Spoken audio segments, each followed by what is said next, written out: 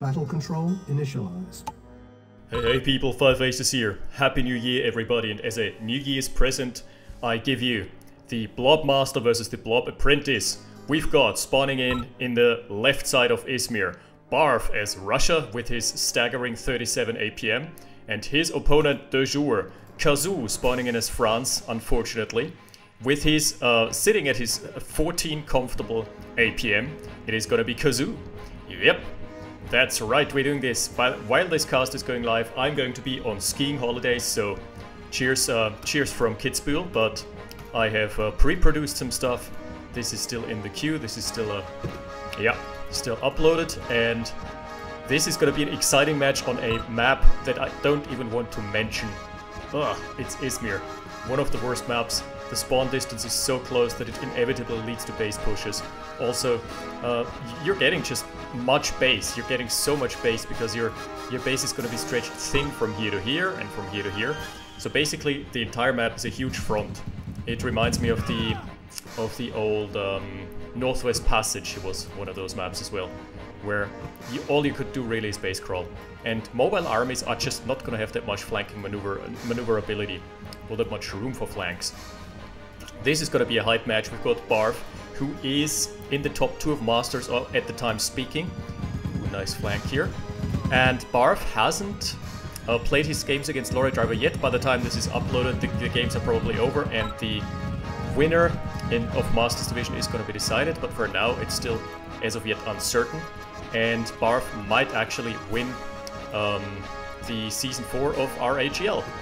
Might actually take spot number 1. We're gonna see, we're about to see.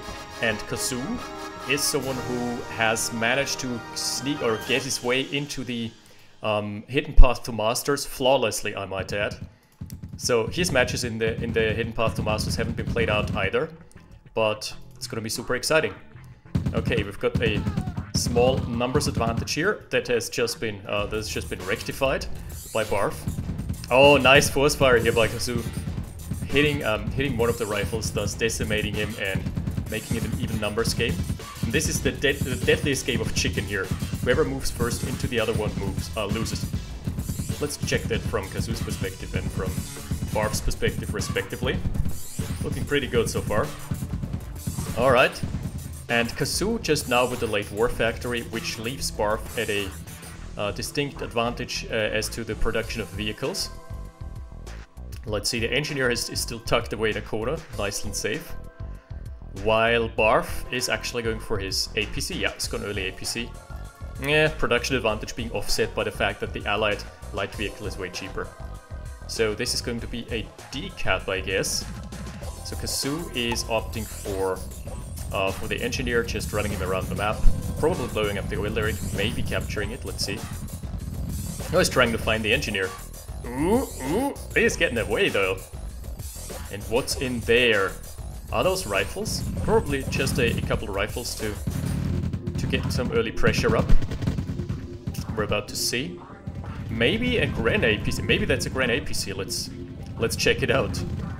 I didn't observe the production tab for the entire duration of the cast. It's like logistically impossible when you have to keep your eyes on the screen. Okay, that's an interesting move. I think Kazu, that's actually a genius mind game. Kazu might be suspecting that this is a Gran APC, and in response he's moving 3 unprotected rocket soldiers up. You usually don't do this because that's 900. And on the other side of the map is taking a nice victory by decapping with the Ranger, getting the oil derrick for himself. Yeah, that's a Gran APC, okay. So the read of Kazu was absolutely correct. He's sending 3 unprotected rocket soldiers, which you usually absolutely under no circumstances do, unless your opponent is having an APC with nothing else much to protect it. Oh, and Barf doesn't realize the time. Oh, that must have been hotkeyed. If he had just box selected the entire group, he would have made the APC survive, thus ensuring that the rocket soldiers are in peril. But as it stands, nice little victory early on. Wow! Okay, Barf going for tech. He's on tier 2 now, over the tier 1.5 service depot. That's, by the way, that's a terminology that I kind of established, and it's still in my eyes sort of correct. because it's not really tier 2. It's not really those juicy units you want, because you actually want V2s or artilleries, you want Hinds or Yaks. It's not the spicy tech, but it's the standard non-fancy tech where you get the MCV and the tanks. So yeah.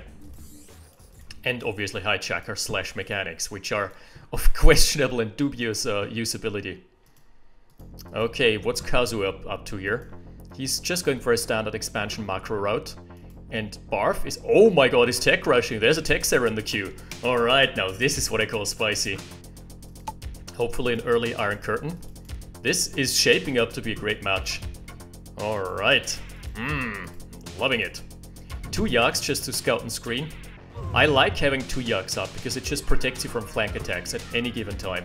Stick up the Grenadiers as well. Might actually want to snipe the Derrick.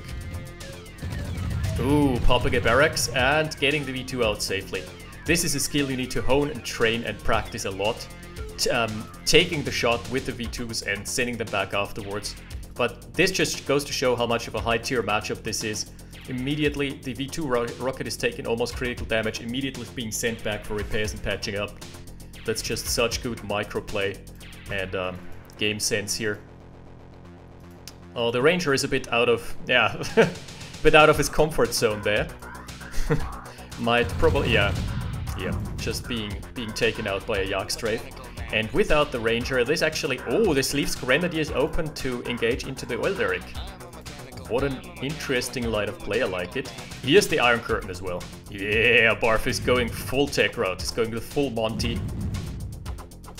Barf always just keeping tabs on the flanking route with his Yaks. I'm really enjoying this. He's also killed a lot more than Kazu presently. Camo pillbox spam. Ooh, that's nasty. There are 2 camo pillboxes already. I think Barf was just trying to get an unsuspecting barracks. But the camo pillboxes, it obviously didn't have those on the radar. There's a MiG? Barf, you're a monster. What is he doing here? Okay, probably going on a harvester hunt or a tank sniping action. We're gonna see. There's gonna be a flank that that Barf is not gonna have on the radar though. Ugh. Camo pillboxes everywhere, and at this time of in this stage of the game, Barf wishes he'd have built some heavy tanks. Heavy tanks are the best counter here. Alright, the attack has commenced. And Barf can't fight this because he's losing his eco while he's trading into barracks. And Kazu is losing nothing but his barracks. But Barf, always on top of his game, manages to get the MCV out safely. Harvesters survive as well. 1 Yak falling prey though. And the V2 to boot. Not too bad. So now we've got the problem that we had last week when Warriker was just running his tanks around. Tanks are sort of mobile, at least compared to an infantry blob, and they're always going to be a step ahead of the infantry blob. There are two MiGs though, so this might not lead to much. Okay, Barf is trying to fortify here. He's also he's not floating that hard. The engineer of Barf still alive. He could have captured the radar dome. Oh, that would have been spicy. But Kazu doesn't know what's up. He's moving his entire army back, just trying to protect his secondary expansion. While Barf is just relentless. He's sniping the tanks here. And those 4 tanks have essentially achieved nothing. Have killed a refinery, and then they went down for nothing. But they didn't kill any harvesters, so not worth it. A huge blob from the Blob Master 3000 versus, Blob Master 2.0. Like I said, the Barf Master and the Barf Apprentice here. Someone is gonna get barfed in this match. Gonna get barfed on. I would like him try and snipe 2 artilleries here. 2 for the price of 1 is always worth it, if you can afford keeping up Yak production. Yeah, the MiGs. Immediately paying off, sniping 4 medium tanks for absolutely no retaliatory cost whatsoever. Good stuff. Kazu's got those little pockets of infantry out all across the map. He's also going for a container. What? That's a pretty forward Iron Curtain. I'm not sure. That is just too much distance. Okay, what's he focusing? He's focusing behind. Good, good. Could stay and trade. Could stay and get another artillery here. Gets a Hind though. 2 Hinds, 1 artillery. I mean, it's basically free. So nothing wrong with that. And obviously this is a no-fly zone due to the AA guns here, and here. So anything that's past this point is basically off limits for the Yaks. Barf really needs to take his northern expansion though. Kazu, yeah, that's what I was talking about. Look at his base layout. This just leads to one long base and there is just nowhere you can maneuver with your army. Whoa-oh! Those mammoth tanks are outnumbered, outgunned and out of position. Send them back, Barf! Oh, that's such a generous donation. A mammoth tank being donated over. Oh, that's just brutal. He's also playing with fire here. He's dancing on the volcano's edge with the MiGs. Let's look at the. Okay, let's look at his vision actually. Look at how delicate you have to. The MiG micro has to be here. He always has to micro to stay out of this range here. Okay, the middle we're stabilizing, but Barf has lost a lot of assets. He's lost his V2. He's building a nuke silo. What the hell? I'm starting to get accustomed with those hotkeys, by the way. Awesome stuff. Shock Troopers. He's going the entire tier 3, yeah, tech tree. He's going the full 1 tier. Ooh, the artilleries. You can't just send unprotected artilleries when your opponent has tech to tier 3. Kazu, by the way, is in no way feeling pressured to taking up. He's just chilling. It's very content here. Nice donation of a medium tank. What? Those iron curtains are so premature. There was no sign of a threat here, and now Kazu is all the time in the world to reposition. If you're asking me, this is a huge mistake. Oh, the flags could go in a chase though. 3 flags pummeling the MCV. This is a dead MCV if I ever saw one. Okay, very good. Very good micro. Walls are starting to appear. But I bet you Barf would have wished for an iron curtain now. That was honestly... The micro was good, but the iron curtain, the decision making with the iron curtain timing was just bad. That's not what I'm used to when playing against Barf. And she's gonna get outblobbed here by Kazu, who's just got the stationary defenses. Pulling back. He could have stayed and fought because most of the Hinds were out of ammo. But 2 mammoth tanks being traded away. Let's see if Kazu, does he have the cash? He's got a lot of cash. He should actually go for mechanics. He's not producing from the racks anyway. No, he's going for spies. And Tesla tanks are starting to appear for Barf. This is a spicy match. I'm loving it. Yes. Oh, he lost an MCV there. Must have been to this blob. Completely missed that. That must have been while we were busy watching the engagement on the right side. The right-hand side there. This is an exciting match. Damn, son. Okay. Can he hold here? Question: missile silos take like 9 minutes to pay themselves off. Oh, this is the perfect counter. The medium tanks are just gonna get mauled by the long-range Tesla tanks that can just kite outside of range anytime they want. But what he needs is more anti-air. We've also got 2 spies, French spies, so not that cheap. Oh, an AA gun being popped, and the MCV is gonna start the base push.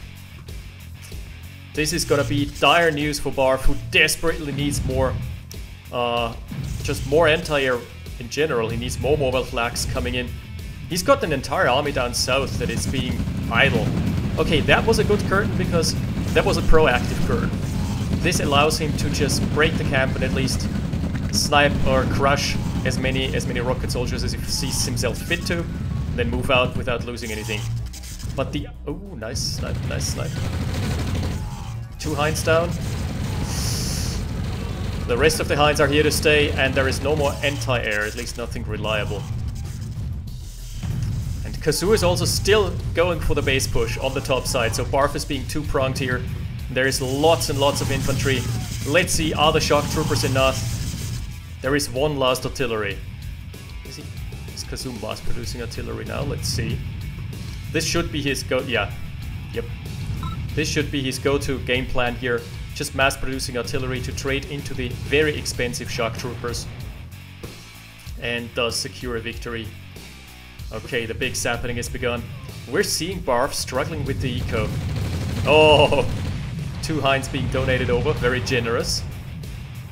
Oh, what was that? That was a miss target micro. Ah, unlucky. Would have tried to target the artillery, but didn't. When now the artillery shells are starting to rain down upon the army. Is the Iron Curtain up? 30 or 40 seconds, something like that. He needs a Tesla coil here. Tesla coils are the best counter to this defensive spam. And also the refinery. I would rebuild the refinery down there, down south. Yeah, the Tesla tanks are good as well, but there is no critical mass yet. That's in range? That's insane. Tanya started to pop up from the racks, okay. What a match here. He needs to find the snipe onto the artillery. Oh, this has already killed more than what it has cost. Would have been a nice try at an Allahu Akbar, but the angle was just not right. Where are the other artilleries? Just one. The rest are medium tanks. I would like for Barf to send the rest of his idle army up top. Okay, here is an all-in engagement. The barfeting, the big barfeting. Is it gonna be enough? The Tesla tank should go forward and correct. Oh, Tanya's still there.